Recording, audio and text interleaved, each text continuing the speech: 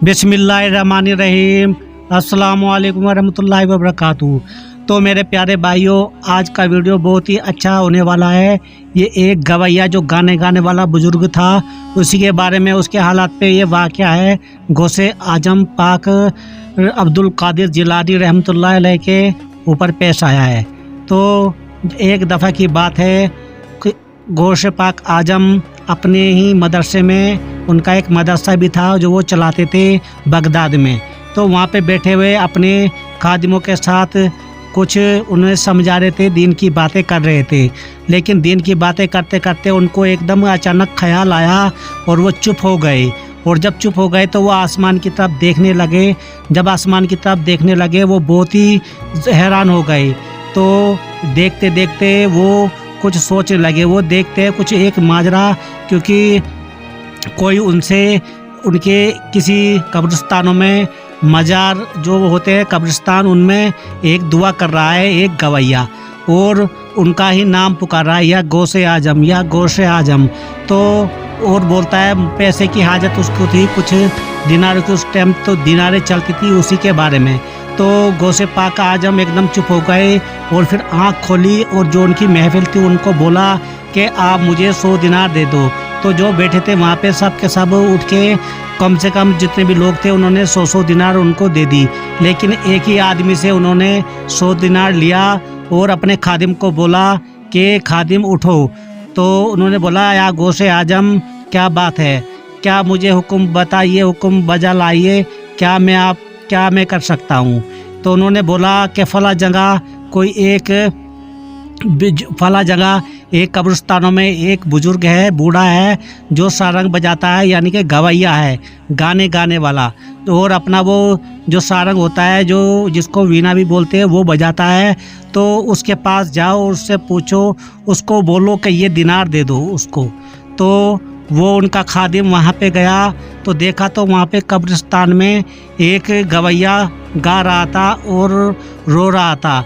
जैसे ही वो खादिम वहाँ पे पहुँचा तो गवैया को बोला कि अरे तुम ये लो, तुम 100 दिनार ले लो तुम ये। तो वो देख के बेहोश हो गया जो गवैया था।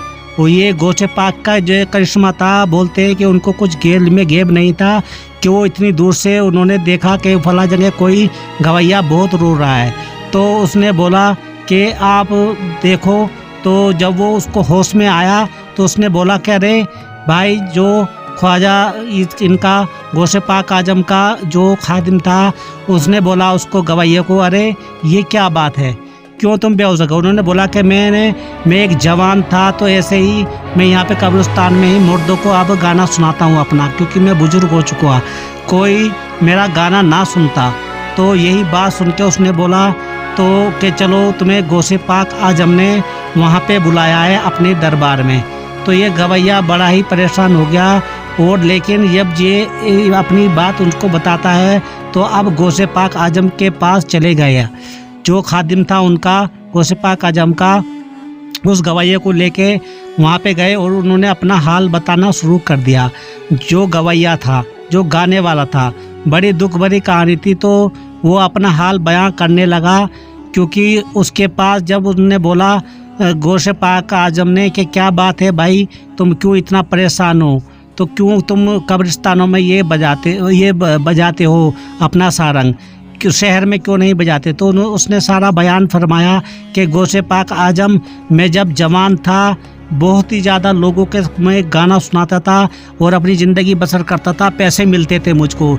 लेकिन जो ही मैं ये बुजुर्गान में आ गया, बूढ़ा हो गया, तो कोई ना मेरा सुन पाता था। तो इसी वजह से मैं कब्रिस्तान में जाके रोने लगा। और जब वहाँ जाके रोने लगा तो एक कब्र से एक मुर्दा निकला। तो उसने बोला, अरे तुम क्यों मुर्दा हो, ये यहाँ पे मुर्दों को गाना सुनाते हो, कि तुम्हारा गाना तो अल्लाह सुनेगा, जाओ तुम मर जाओ, तो अल्लाह ही सुनेगा तुम्हारा गाना, हमें क्यों सुनाते हो। तो यही बस सुन के मैं बेहोश हो गया।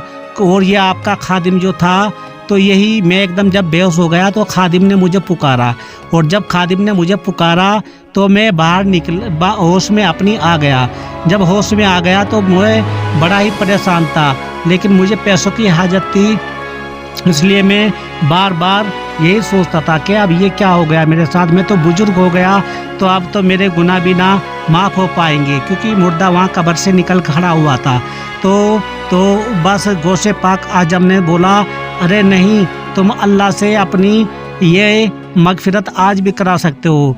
तो मेरे दोस्तों, कहने का मतलब ये है कि गौसे पाक आजम देखो कितने इल्मी गैब थे और कितने पहुँचे हुए आलिम थे। और आपको बता दें, क्योंकि गौसे पाक आजम एक बहुत ही ज़्यादा इल्म दान भी थे और बहुत पढ़े लिखे हुए थे, क्योंकि इनको इल्मी गैब इतना था, दूर से भी ये इंसान का पता लगा लेते कोई परेशानी में हो, जो कोई इनका नाम ले। तो यही इनका मर्तबा था, इतना पहुँचे हुए आलिम थे। और इनका गौसे पाक आजम का मज़ार आज भी बगदाद में ही है। तो मेरे दोस्तों, इनकी मस्जिद भी देखो, मकबरा जो है बहुत ही खूबसूरत बना हुआ है।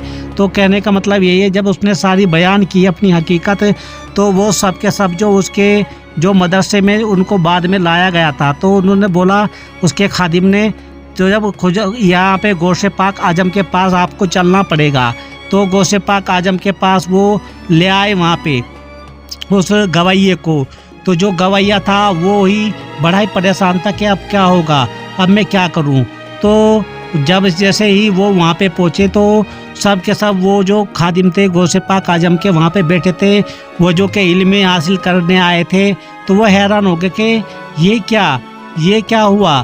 तो वहाँ पे जब ये सब के सब परेशान हो गए, तो अब अरे ये तो बहुत ही ज़्यादा इल्मी था कि गौसे पाक आजम ने इतने दूर से उस बेसहारा इंसान को बोला। तो अब गवैये को वहाँ पे ले आते हैं।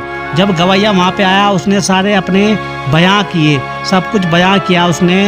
और वो उसने अपने कंधे पे जो अपना वो सितार था गौसे पाक आजम के पास लाके वो उसको तोड़ दिया और बोला कि मैं अब दोबारा ये नहीं करूँगा, क्योंकि मैं अल्लाह से डर गया हूँ और बस मैं यही चाहता हूँ कि अल्लाह मेरे मगफिरत फरमाएगा तो अल्लाह, बस क्योंकि अब मैं बुजुर्ग हो चुका हूँ, जवानी में तो मैंने ना कुछ किया। तो गौसे पाक आजम ने तो 100 दिनार किसी से ली थी, वो दे दी थी। अब यहाँ पे जो और भी लोग थे, खादिम थे, उन्होंने भी सब 100 दिनार उसी को दे दिया, जो भी सब लोग थे।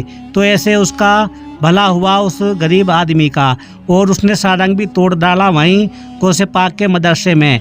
तो दोस्तों, कहने का मतलब ये है कि आखिरत में भी हमेशा अल्लाह को याद करते रहो और सच्ची बात कहो, कभी भी झूठ का सहारा ना लो, क्योंकि गौसे पाक आजम वो एक सच्चे एक बुजुर्ग हैं और वो यही सीख देते हैं लोगों को कि बस इंसानियत के रास्ते पे चलो। अल्लाह के पास जब भी तुम अपनी मगफिरत करवाओगे, गुनाह को बख्शवाओगे, अल्लाह बख्श देगा। तो दोस्तों, कहने का मतलब यही है, अल्लाह से हमेशा डर के रहो और सच्ची बात करो और अच्छे काम करो। तो दोस्तों, जो कोई वीडियो में आया हो नया, शेयर लाइक करना। खुदा।